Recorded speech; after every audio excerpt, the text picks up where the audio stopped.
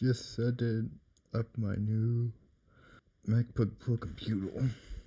It's really fast. Need this. So let's go to project. It's a lot faster than my old book Air with Intel. Like, let me show you. Like in my old computer, doing this operation takes about like 4 seconds. But on this computer, it takes like a second. Look at this.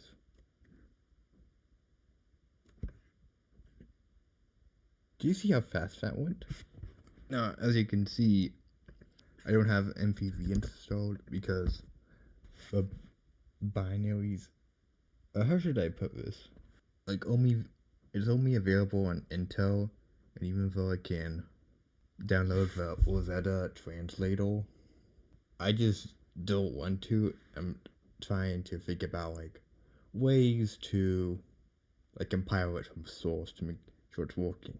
But in the meantime, I'm just have to use QuickTime, which is a shame since QuickTime has a lot less features. Let me see if I can open it up. Open -A. This? Should type. Oh. I guess so. Wait. Oh wait. Yeah. Actually, let me go to that screen again. Yep. Yeah, I don't want to install. I don't want to install Rosetta. Let me see. It's been so long since I used QuickTime. Let me see if I can remember like the shortcuts. I'm gonna turn off the sound. I don't think you'll be able to. It's going. I guess like Shift plus like Alt. That's how you change speed. Yeah. Like I bet a lot of you don't know that. But it's a feature you can do. But you should use MPV. MPV is definitely better. So, actually, let me start charging. So one nice thing about this computer is that you get a dedicated power port. So like this MacBook Air, and we get two, and one's basically always used for power. But the Pro you get a separate spot, like MagSafe. Like really, so I'll show you what computer is. Like, I should probably say the screen is much better, like a lot better than my old 2019 book. Like scrolling just feels so much more fluid. Really good. Oh, there's one thing.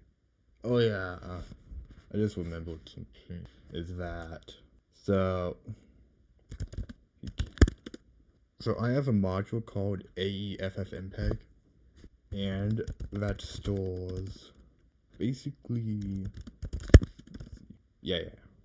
so basically it stores all the both Windows and Mac executables.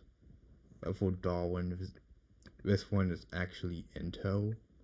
So go back here. If you try to use Mpeg, if you try to use our editor without first having FFmpeg installed, it would just not work.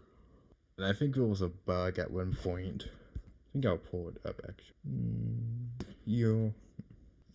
This one. So this thread's pretty long, but the gist of it is that that because there was, just as that it just wasn't working. But luckily, because the person was helping me out, we were able to get it working without me having yet to buy this hardware. Yeah, that is one reason. One reason why I got this is because so I could build M1 for my Electron app. auto editable GUI. So that's something I need to get done. I think that's pretty much it for now. Of course, I'll continue to play around with it and like start building all the stuff. So I think that's it for now. So see ya.